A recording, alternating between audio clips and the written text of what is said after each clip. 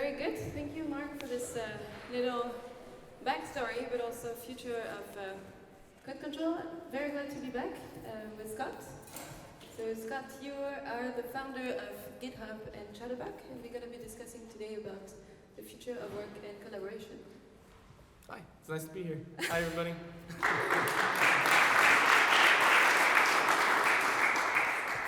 I think we just both realized that those chairs were very uncomfortable. Yeah. It's okay. Really lean back. Very good. Okay. Okay, we can do that. Can you please introduce yourself, actually, beyond this founder of, what brought you to Berlin? Since when are you around? What are you up to these days? Yeah, so my name is Scott Chacon. I lived in San Francisco for a long time and met a bunch of people who were into Ruby and Git at the time, and they had this side project that they were working on called GitHub, and I got really interested in that and started helping them out with that project, and it turned into sort of a full-time job, and then it turned into a medium-sized business, and then it turned into a really large business. And then it was 4 of us that started the company, and I left when the company was about 450 employees, I think, and started a new company, a new startup, which was focused on, which was focused on language learning, because I'd lived in Paris for a while. I don't know how many of you guys are expats living in a country you didn't grow up in, trying to speak a language that you didn't grow up speaking, but I tried learning French when I was 35 years old, and it was a little bit of a pain in the ass. And I felt like there could be a better way, and it was kind of a similar story with GitHub, right? Like, it was something that I wanted to use this product that didn't exist, and so I started building it. And Chatterbug was the same thing. I wanted sort of the efficiency of in-person language school, where you could actually learn how to speak the language in a real way and not be like this sort of Duolingo bullshit, right? That doesn't actually help you learn the language. And so I left GitHub and I started this other company, and with a couple of my friends from GitHub, and we started with German because I didn't speak any German at the time, and I had spent so much time trying to learn French. I kind of wanted to compare it with this new methodology. And so I started learning German on the platform that I was building as I was building it, and so that meant that I had a German curriculum, and so we moved to Berlin to try to sell this German curriculum since we had already built it, and you know, you always kind of want to go to market kind of early and test it out and have real people use it, and so we got to Berlin, and it was so much more affordable here, right, to hire people and to get office space and to sort of expand the company, and the German market was really good, and so we've been here for several years now, and now the majority of the company is in Berlin, and so I split my time in between Berkeley and Berlin. Great, thank you. How good is your German now? Oh, I don't know. It's okay. It's about a B1, B2 level, so it's intermediate. I have a German girlfriend, and so we speak in German occasionally, and but it's good enough that I can have conversations with her family and her friends in German and not struggle too badly. Okay, I'm not going to switch to German. I'm not going to switch to French. I'm also struggling with the language in 30 years. It's okay. We're going to go back to Chatterbug, but I would love to hear a bit more about GitHub, and especially because as in the community, as Mark said, we are more than 580 freelancers. How did you manage to go from 580 to 1 million in the first place? Oh, users of GitHub? Yeah. So yeah, I mean, GitHub was sort of an interesting case because, and very different than sort of the experience that I've had with Chatterbug, where it's this very individualistic learning experience. In GitHub, it was sort of a sharing platform, right? So we had a place where you could host source code, you could host projects, and people would work on it and put it online and then tell other people about it for us, right? So we essentially had all of our users doing marketing for us. It was interesting because people used to ask us about why everything was free if it was open source, and it was free kind of like we would pay for all of the hosting and we would pay for, you know, the servers and all of this stuff, but really we were kind of employing our open source users as marketing for us, right? Because they would go out to conferences and they'd put up a GitHub URL for the project that they were working on and say, go check out my open source project here, and that's marketing for us, right? People would then come to our website and learn how to use the website because of the open source stuff, and then eventually, some percentage of them would pay us for private source code hosting. And so the more users that we had, the sort of more viral, one particular project would go, and then we'd get thousands of users from that. Or at least people visiting the website, and so that was what happened at GitHub, right? Is that people wanted to show off their stuff, and so they would kind of market for us. And so getting from 5 users to 100 users was kind of the more difficult part. Getting from 1,000 users to 1 million users was a much more simple, was a simpler task, because more and more people that were using it, they would go out and tell everybody about it. Cool. Yeah. Thank you. And what about GitHub as an organization? So you were 450 people when you left, and I understood that half of them were in your office in San Francisco and the rest remote. Can you please tell us a little bit about that? Yeah, so that was actually kind of, we became known, I think, to some degree as like a remote organization, and we would talk about it a lot, and we would tell people how we did it a lot, because we learned a lot about it as we were going, but it was actually kind of accidental.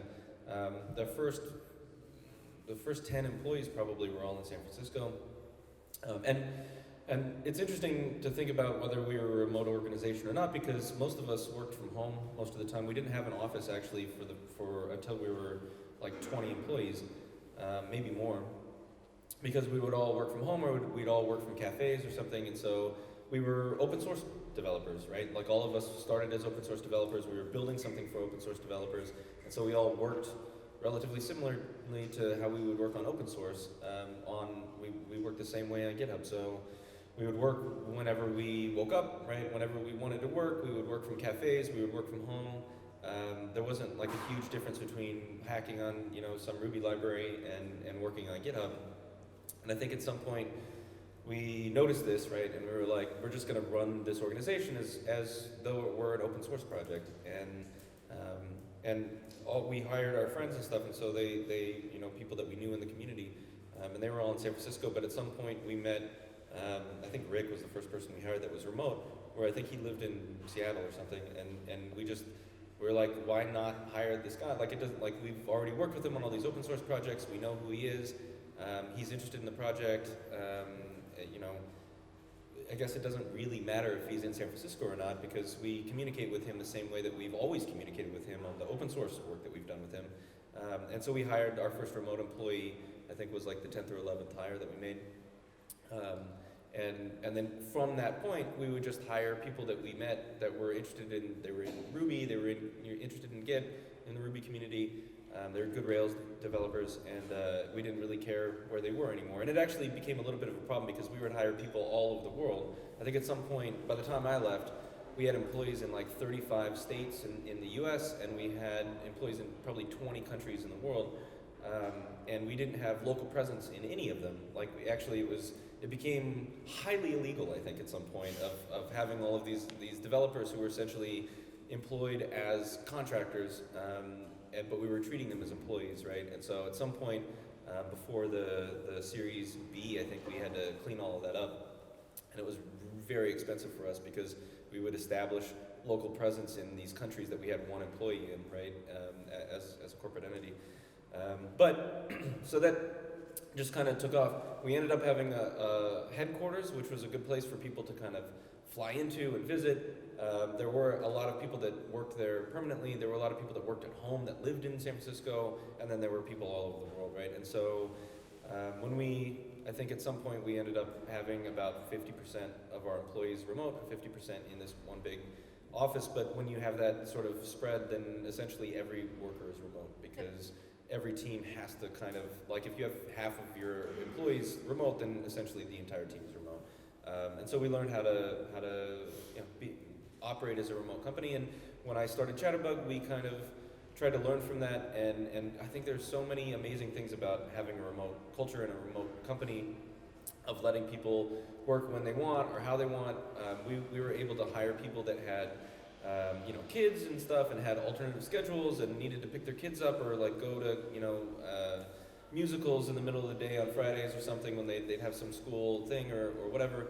And I think the flexibility of being a remote worker was so amazing for people. We were able to even at a young age as a company, when people didn't really know GitHub that well, we were able to steal really good employees from really great companies because we were like, you can work remotely, you can work whenever you want, you can have whatever schedule you want, and we'll pay you half as much as you're getting paid at Apple or whatever. But they just, the flexibility was so great for them that they were like, this is amazing. I would much rather be able to have time with my kids and like be home and work the schedule that I want to than have to have my ass in a seat from 9 to 5.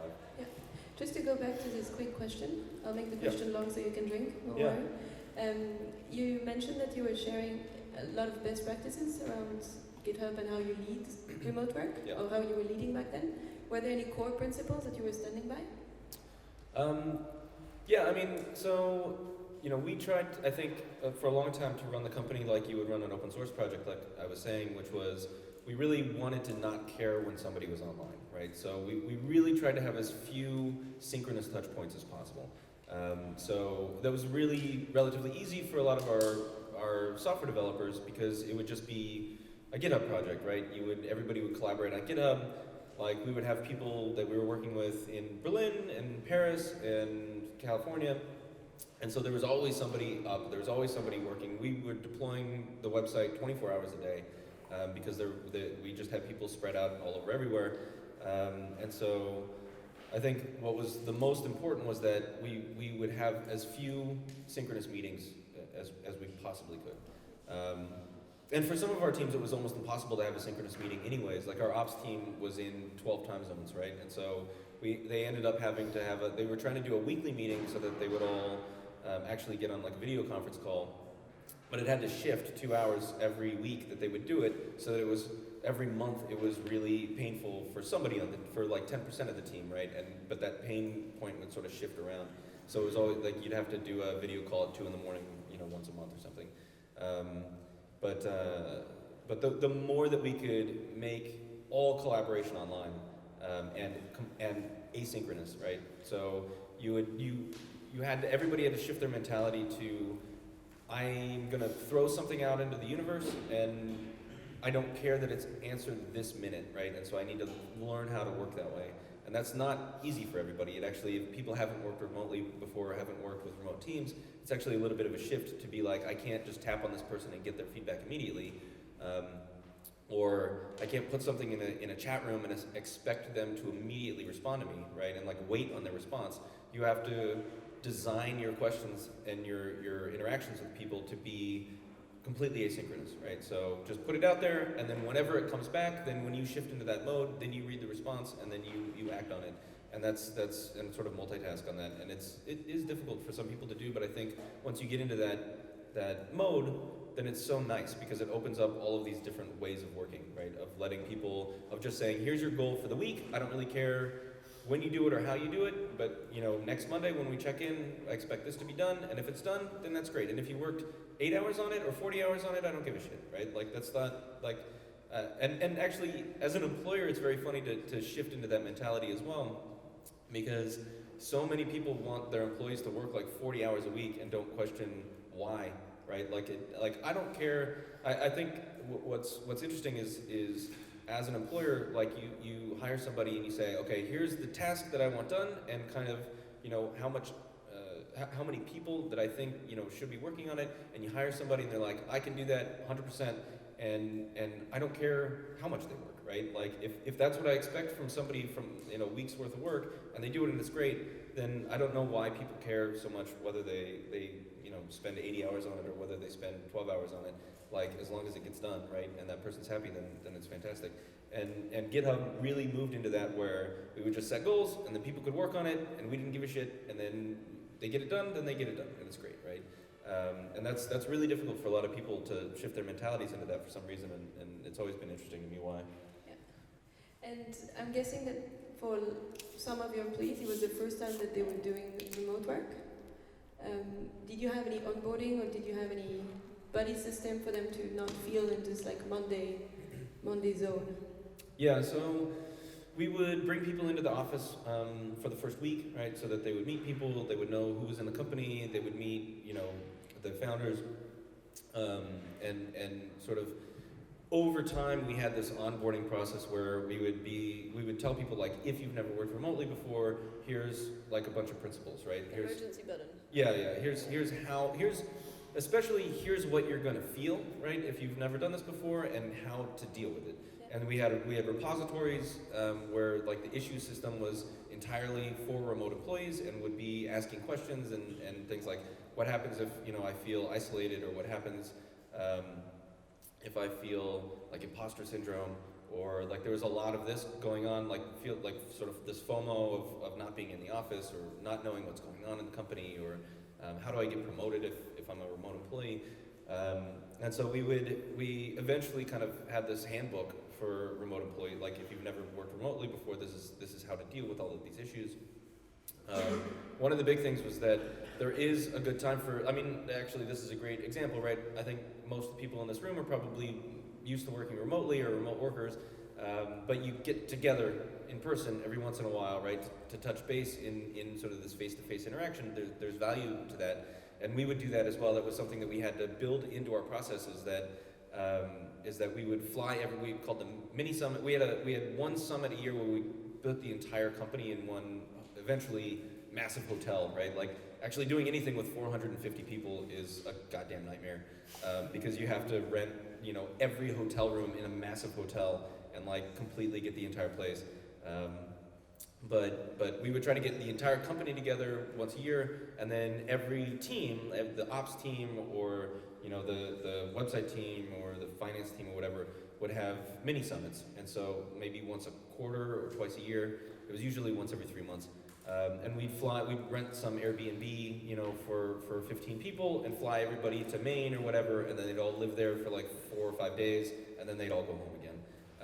And we would do that for every team all the time. Like we constantly had people working on travel logistics and housing and all of that. And so that's kind of how we tried to shift everybody's mentality into, you'll meet in person, do 4 or 5 days of like bonding and long-term planning and medium-term planning, and figure out, okay, how are we going to get what are our goals, how are we going to get them done, and then everybody goes home and is heads down for the next 3 months, right? And then works remotely, and then comes together again 3 months later. And so we moved into that cycle eventually. Okay, cool. And how about the half companies that were still in San Francisco? Because I'm guessing that when you have this very 3 month sprint, get together, go back home, Yep. you do get a certain culture. What happens for people who are staying? So, the HQ was interesting. I think mostly for a couple of different reasons. One was we didn't really have any teams sitting together, right? So we had this headquarters, and we had 100, 200 people that were working out of there fairly regularly. But a lot of them were shifting in, so people would come and visit for a week and then go home. And a couple times a year, we had a corporate apartment, like people would go and stay in that, and like that was across the street from the office, just because they wanted to be around people, right? And not necessarily their team, just other people in GitHub. And so they come and hang out, and we had like a bar, and we had we had lunches that we host every week, and they just wanted to kind of be around everybody and hang out and touch base. But we rarely had, there was only a handful of finance team, I think, was entirely in San Francisco. The legal team, I think, was entirely in San Francisco. But every other team, there was only 10% of the people in San Francisco, or 40% of the people in San Francisco or something. And so a lot of times they didn't even sit together, right? They'd be on different floors. It wasn't like that you go into an area and this would be like, the front end team, right? The front end people would be in 4 different places in the office. They'd be sitting next to finance, and they'd be sitting next to sales. And we really kind of encourage that, right? Because that way they're remote workers as well, even if they're in the office with other people, they're not sitting next to the people that they're working with, and they don't have conversations with people in the front end team that the rest of the front end team doesn't see, right? We tried to make it so that everything was online. The other interesting thing about the office to me was that, from an HR perspective, that was probably 90% of our HR problems or the people that all were in the office together, right? Or they would see cliques, or people would go out drinking or whatever, or people would start dating, or people would have sex and not be dating, and that's even worse. We had all of these problems, whereas none of our remote workers had any of these problems, right? They had problems with, I have sort of professional loneliness, or like I have a home office, but I need GitHub to pay for WeWork rental or whatever, because I just need to be around other human beings that are working on tech stuff, and be in a more professional context, and have sort of friends that are working on tech stuff. And so we would do that, but they didn't have problems with we didn't have like HR problems with them, right, of that nature. Whereas everybody in the office, when you put a whole bunch of human beings together, then there's all of this humanity that comes out of it that's very, sticky and gross. And so I always, it's fascinating to me, right, that like the differences between these populations, and how we had to deal with them. And people in the office would have all of this drama, and then people outside of the office would hear about this drama and then be like, is this drama going to affect me? Because like I'm cool over here, and I really want to make sure that this doesn't affect me. Because you don't see everybody like whispering behind the scenes, right? Like the remote workers never like kind of gossip with each other. So it's I don't know. There's pluses and minuses. I in my opinion, I actually really preferred the remote culture for the simplicity as an employer, right? There are problems with it, but they are much more, they're simpler problems, right? Yeah. And so learning all that around the gross human nature and starting a new company in Berlin, what did you take and what did you leave? So it's interesting. From a technical perspective, if I started another technical company, I would probably make it completely remote. We ended up starting a language learning company, and so as part of that, we decided that we were going to make all of our own curriculum. And there was a lot of unknowns, and there was a lot of how are we going to build this curriculum? How do we teach people languages? And so we ended up hiring a core team that was all in Berlin, right? And so since we had all these people, we ended up getting an office in Berlin, and we've ended up growing that office. And over time, I still debate with this, actually, of if I had to do it all over again, would I do a totally remote team, or would I try to do sort of hubs? What GitHub ended up migrating towards is more of a hub model. So we stopped hiring people anywhere in the world. We started saying you have to be in one of the 20 countries that we've incorporated in. Just from a legal simplicity standpoint, but also from the professional loneliness standpoint. We wanted an office. So we had an office in Amsterdam, and again, it was not that everybody was on the same team. I think almost nobody in that office worked in the same team, but everybody liked to have an office to go to, right? And so I think the sort of remote hub model is what we ended up doing at Chatterbug as well, as sort of an experiment. Tom and I talked about this for a while, because Tom was another co-founder of Chatterbug, was also a co-founder of GitHub, and the other two co-founders of Chatterbug were both from GitHub as well. And so we kind of sat down at some point as we were growing the company and said, how do we want to grow this company? Do we want it to be a San Francisco company? Do we want it to be a remote company? And we ended up sort of falling on this remote hub model, which is when we go to hire somebody, we want them to be in Berlin or we want them to be in San Francisco. But like in San Francisco, we have an office and nobody's ever in it, right? Like we all work from home all the time. We really operate as a remote executive team. In Berlin, we have an office. We probably have 50% of the people that live in Berlin in the office at any given time. And it's not the same 50% every day, right? So people work from home, people work from the library, people work from, I don't know, the discotheque. I don't know where people work from, but like they have a place to come to. It's sort of this hot desk model, like in Berlin. Or some people have, set up a monitor and they have their own desk and they come in every day, right? But it's entirely up to the employees.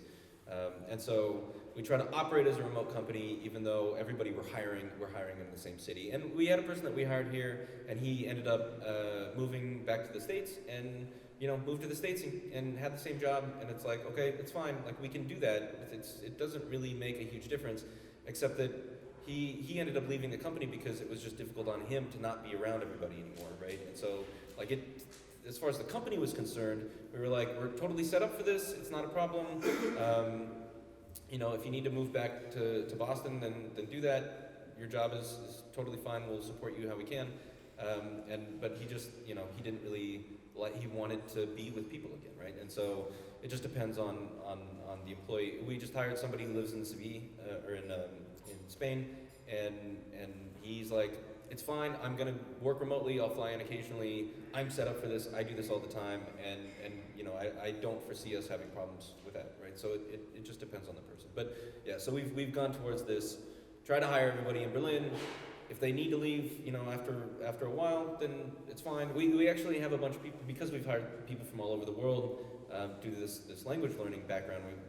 People from a lot of people from South America. I think we have 30 employees, and we have people from like 18 different countries, right? As backgrounds. And so a lot of them want to go, especially to avoid sort of I don't know if you guys know how beautiful it is here during the wintertime, but a lot of people want to go home, right? They want to go to Argentina, they want to go to Brazil for the summer. For some reason. Or South Africa, now is amazing, right? Like it's summertime there, right? So you go to Southern Hemisphere during the winter.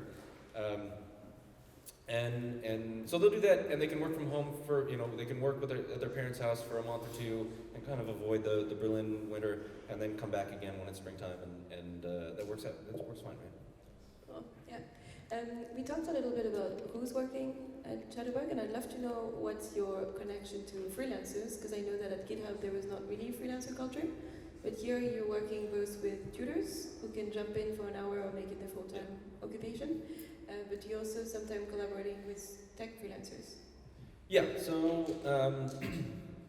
mostly, we've been experimenting with, we've been using freelancers for our tutors, right, since the beginning. We've actually been talking about hiring some of the tutors full-time so that we can kind of say, here's like, you're on call all like from 9 to 5, and we can kind of figure that out. We have this more gig economy sort of model where we can hire people that are native speakers of German and don't necessarily even need to have a teaching background, because a lot of the pedagogy is sort of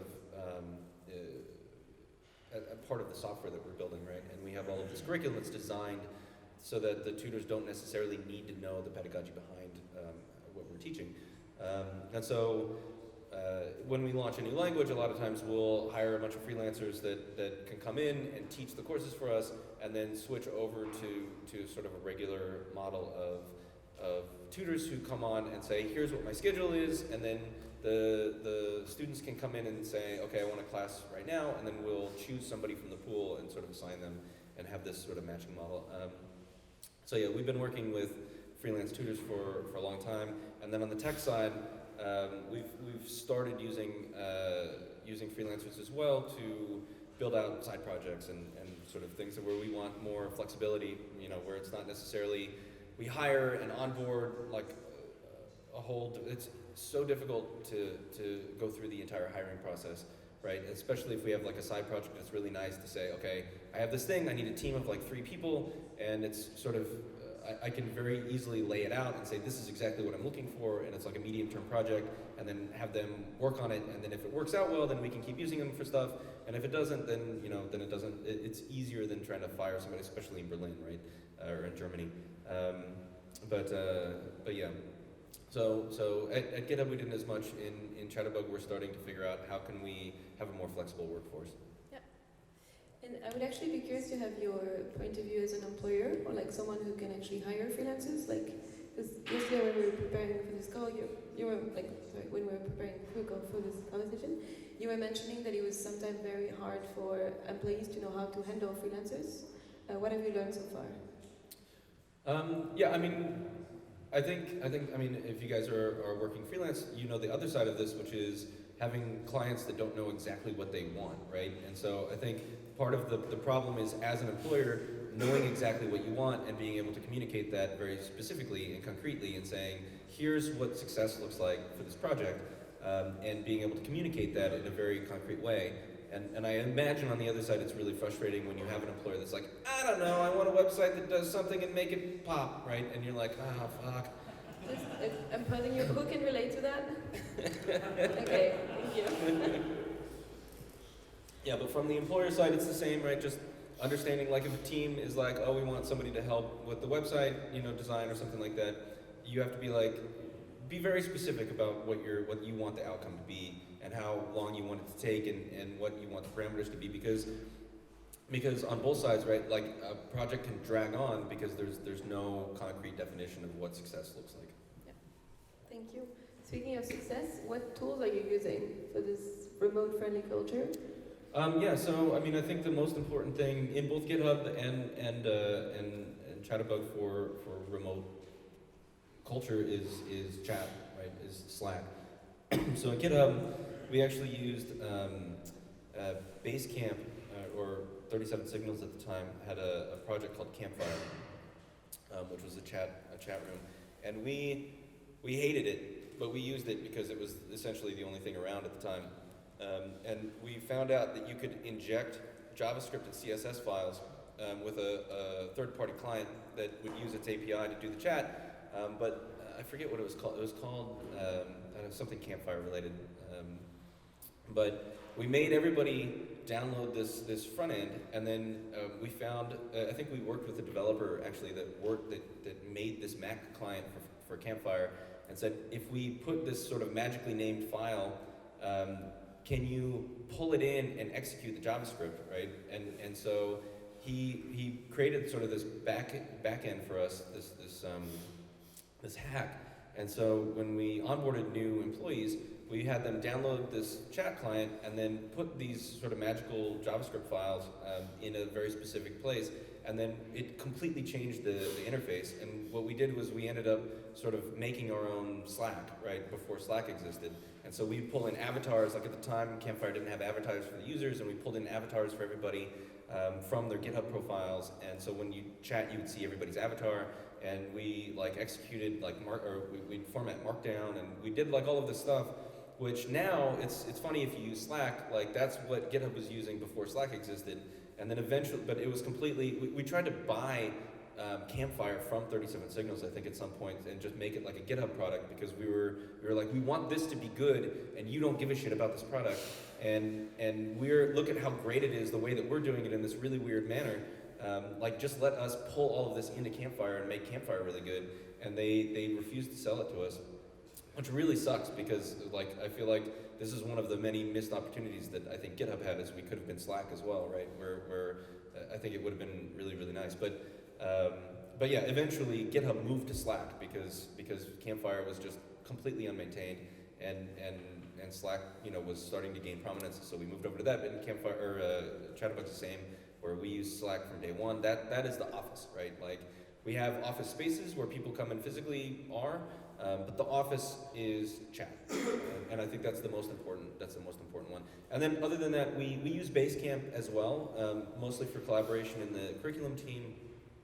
We use Dropbox Paper all the time. It's one of the most important collaboration tools that we use. We use it for tons and tons of stuff, because it's just simple, right? It's really simple. You can see what everybody's doing. It's version controlled. It's actually fantastic. Somebody was asking me the other day about GitHub for lawyers, because working with legal people is excruciating, and doing contract negotiations and things like that, because they're still sending Word redline files back and forth and everything. And Dropbox Paper is that for us, essentially, right? We use it for collaboration on all sorts of stuff. And we use Dropbox a little bit, but yeah, Paper is the big thing, chat, Basecamp a little bit, and then GitHub for anything code related. I mean, of course, you expect that, yeah. I still pay for GitHub every goddamn month. I have one last question before I open to the public, because I'm sure you guys have a lot of questions. How do you see the future of work and collaboration? So I think that there are still, you guys are all gathered here in person, right? There's still value to being in person with people that you're working with. We have all of the co-founders of Chatterbug in town this week, right? And so we're doing a whole bunch of in-person meetings this week because everybody's in Berlin right now. And I think that there is value in in-person collaboration still. There's still something about that high bandwidth communication that is different than remote communication, no matter what. I hate video calls, mostly for the synchronicity, right? Like we try to do an all-hands meeting every week, and finding any time between Berlin and San Francisco is a nightmare. And I don't know if everybody knows this, but daylight savings time is like 2 weeks different in fucking Europe than it is in America, and I don't understand why that happens at all. It's so fucking stupid.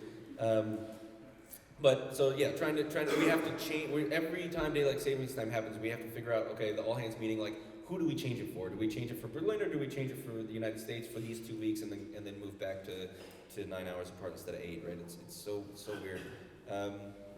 And I think that there will always, I think remote work will always be the best way to work, except for this problem of getting people together, right? Time zones are always going to be a nightmare. If you have people all over the world, that there's no way of fixing the sun. Like it's a very difficult technical problem. But you can fix, I think in the near future, you can fix this, right? You can fix having to physically be together. I think we're playing around a lot with virtual reality, like the VR headsets that Oculus, especially the Quest. I don't know if anybody's used the Quest yet, but it's magical. It's so good, and it'll only get better. So I think at some point the VR headsets will get to the point where we can simulate this in a way that it is very difficult to tell the difference, or it's even better, right? Because there's no physics. So you can have holograms and fucking whiteboards hanging in the air and stuff like that, and 3D stuff. That you can't do in reality, but I think it's getting very close to the point where we can put on a headset and it looks exactly like this and it sounds exactly like this, and then you take it off and you're at home.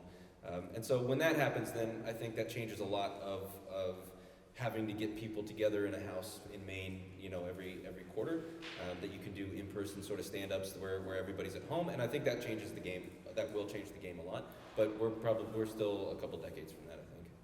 But I think that's definitely the future of work, right?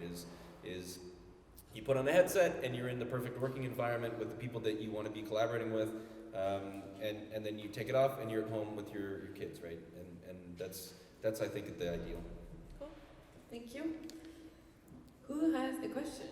Yes, would you like to maybe come?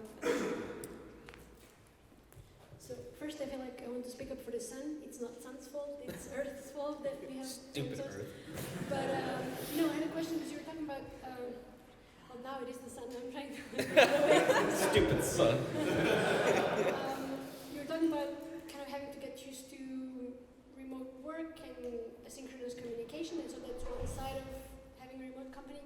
But the other side that I think actually a lot of non-remote companies can really learn from is basically developing the kind of standards and whatever processes for communication and documentation so that kind of everybody's informed and nobody feels included.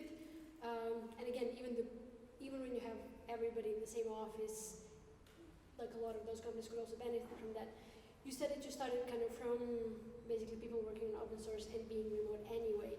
Was that basically setting up the communication right for GitHub? Was that kind of, did it just come along because you started from people who were already remote, or did you kind of learn something in the process and then have to improve on that? Yeah, I mean, I think it started because we were all used to communicating remotely for open source projects. So we would communicate. Most of the communication in GitHub happened in chat rooms because we were all working from home.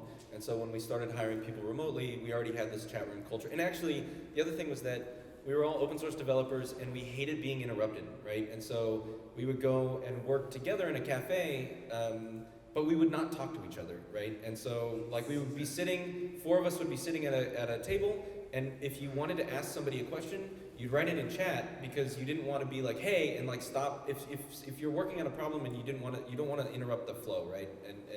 And then stop and context switch and then answer a question and then try to get back into the problem that you're solving. And so we were all programmers and we all understood the importance of flow, right? Of being in the middle of a problem and not being in, like waiting until you have a normal interrupt pattern and then check chat and see sort of what's happening, right? And so we'd all turn off notifications and you'd work, and then when you had a moment or just needed a break, then you'd check chat and see the question that the person that's literally sitting right there had asked you 4 minutes ago, right? and then you can answer it, and then they could keep working on whatever they're working on, and maybe they wouldn't see the answer for a couple of minutes, but we're all sitting at the same table. And so that's how, even when we were all based in San Francisco, that's how we communicate. Even when we were sitting next to each other in a cafe, that's how we communicated. And so when we hired people that were remote, there was no difference, right? Like, they'd be working at home, and all of our conversations with each other in San Francisco would be transparent and searchable, right? To the person that was in Seattle. And so if they started working 4 hours later, they would see all of the conversation that we had, and they'd miss out on nothing that we did in person. And that was not by design, really. It enabled us to start hiring remote workers without having to change a lot of process. And a lot of that, and everything professional, right, that we would do as far as code would all be on GitHub, because we were making GitHub at the time. And so we would constantly be creating tools in GitHub to help that process, right, of communication remotely and asynchronously. And we kept going that direction. I don't know if you guys used the term chat ops. It was something that we were using a lot at GitHub, which was instead of, we really didn't want anybody running command line, stuff on the command line that was important to the organization, right? So we didn't want people deploying the website with command line tools. We wanted to make our bot do it in chat. And the reason for that was so that we would have an ops channel, and everybody could see when anybody was deploying the website, and we tried to do all of our ops related stuff through a chat bot for the same reason, that there was total transparency, right? If you were saying, show me the stats on this server or something, you wouldn't go to the server and run some run top or whatever. We would write a chat bot command so that you would have to run it in chat, and then everybody would see that you were running that command and what you were looking for and why you were running it. Or if you were changing how traffic was flowing through the website, or if you were doing partial deploys or something, it was completely transparent to everybody. And so we tried to put everything through the chat rooms, and we tried to make everything asynchronous so that it was searchable and it was transparent to everybody. But that was how we were operating from the first day. And so I think there were things that we changed once we got a remote culture and started learning the downsides of it, of people feeling professional loneliness or whatever, right? And we're like, okay, here's how to deal with this. We have a playbook for that. We have, everybody goes through this. It's normal. But it wasn't, a lot of that stuff wasn't really on purpose. It was just because we were an open source company. Thank you. We also have a playbook that we're going to be sharing in the afternoon. I'm happy you mentioned it. We had another question. Just can you please? One short question relating to this. How did you get people who are not used to that kind of work into it? Because I felt that there's a difference if you're offsite, on-site, and using chat. Because in on-site, it often happens that people write you something in Slack, if you're not in users responding, come to your table and say, I wrote you in Slack, what's your answer? And you say, like, this is not how this should work. Yeah. Yeah, we got that problem of people writing in Slack or people expecting synchronous communication in an organization that is set up for asynchronous communication happened when we started hiring people that weren't software developers. And so you'd get the fucking HR person come over and be like, hey Scott, and you're like, no, just stop. That's not what happens right now. Fuck off. Email it to me. Or sales, it was a thing with sales guys. One reason why in my company I work with, we got back into email because email was accepted as an asynchronous medium, while Slack was synchronous, and people had no boundaries to come to you because they wrote you something and they were kind of pissed at you and not answering right away. Yeah, we definitely had to train people. It was actually kind of part of the onboarding at one point, is that if you're in the office, if somebody's wearing headphones, you don't interrupt them, right? And so we had this sort of physical signal of you put the headphones on and then don't interrupt anybody that's wearing headphones. And I would put headphones on that had no music in them, just as a signal, right? Of don't. At some point we tried experimenting with having a light that you could turn on and off, if you're okay being interrupted or not. But we went to the headphones because it was easiest, and people would wear them when they didn't want to talk to people, right? You could take them off, and then it was more acceptable. But a lot of times that's one of the reasons that people didn't sit next to who they worked with as well, right? Is if you got interrupted too much, you just move to a different table where you weren't as close to the HR person or the sales team. Or people would work from home for a while, right?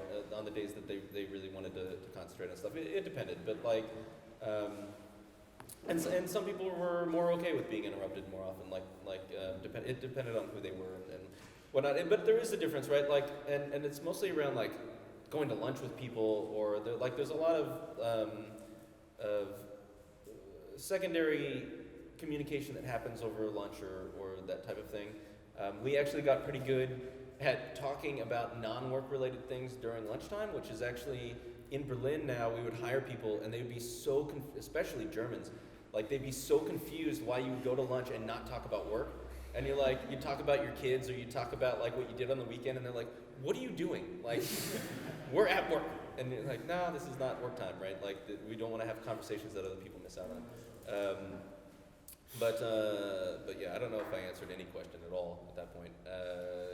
Well, I've lost my train of thought. It's okay. We're going to take one last short question and short answer. Oh, sorry. Yeah. No, it's because there's a lot of curiosity coming. Last question? Yeah. It's more business related. Why Microsoft? Why GitHub? And what's the future of GitHub now? So that's a good question. If you didn't hear it, it's why did Microsoft buy GitHub and what's the future of GitHub? So my guess is, I was not involved in the conference. I actually didn't know Microsoft was buying GitHub until I think 7 days before Satya announced the acquisition. So the lawyers at GitHub gave me a call to make sure that I was going to be cool with it. Microsoft wanted the major shareholders to sign a thing saying we're not going to be dicks about the acquisition, because they didn't want to do like opening day, stock market and then have the co-founders be in like Microsoft sucks. And so I only found out about it right before it happened.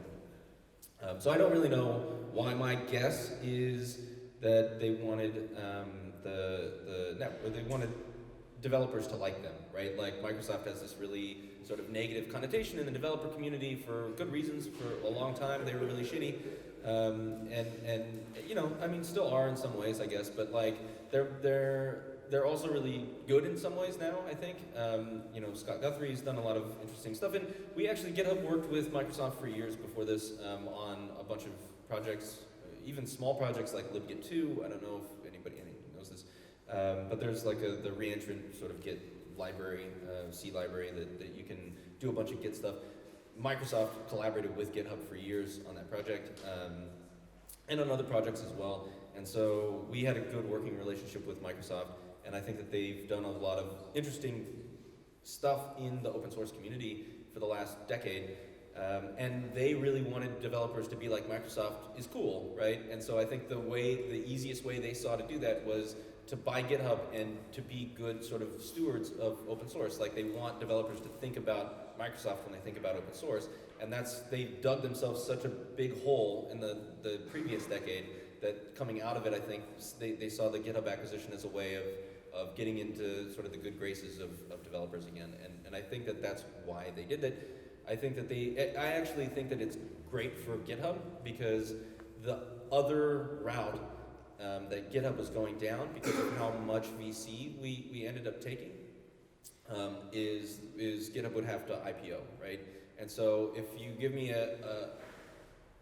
two possible futures of GitHub, one where GitHub feels like it needs to IPO and it needs to do earnings calls every quarter and say this is how we're making money from our developer network, versus being a very small piece of one of the biggest companies in the world, right? Where they only care about the network, they don't care about the money that GitHub makes.